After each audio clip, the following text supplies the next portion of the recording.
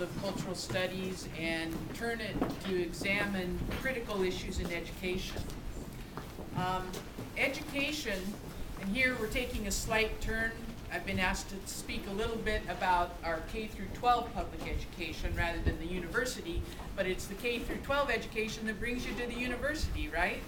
Yeah. And conversely, it should be and is generally the university through teacher education programs that cycle back into K through 12. So it's this wonderful circle if it works well. Now the question is, what happens if it doesn't work well? What happens if public education is corporatized? What happens when the university is corporatized? Well, when that happens, what are you going to do? Obviously, you're going to have a continuous circle of corporatization feeding into one domain and to the other, and pretty soon, you know what? No one asks, should it be this way? Or could it be different? Because we've all been socialized that this is how it is. Let me just ask, by quick show of hands, how many of you went to part of your K through 12 schooling in the state of Ohio? Oh, way big majority. Do you know, those of you who raised your hand, that you went to school during the time frame that continues till this very moment and will continue on until we demand otherwise?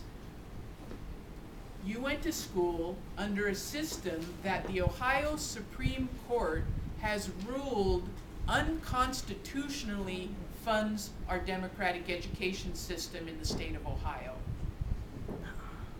You should be mad about that. Everyone should. You know, we do not have democratic education. We have a class-based education system, in large part due to that, and in the other part due to the corporatization. And interesting that those two kind of go together. So the education one gets in one part, and it could be across the state, it could be urban, rural, suburban, or it could be education within the same district but across the tracks from each other, are very different. Now, to me, that is not the promise of democracy. And if that's not the promise of democracy, then how can we take probably the last common experience that I can imagine that we have as an American public, the last one biggest common experience we share in this nation is school, is public school. Now, if we take that common experience and we undemocratize it, put whatever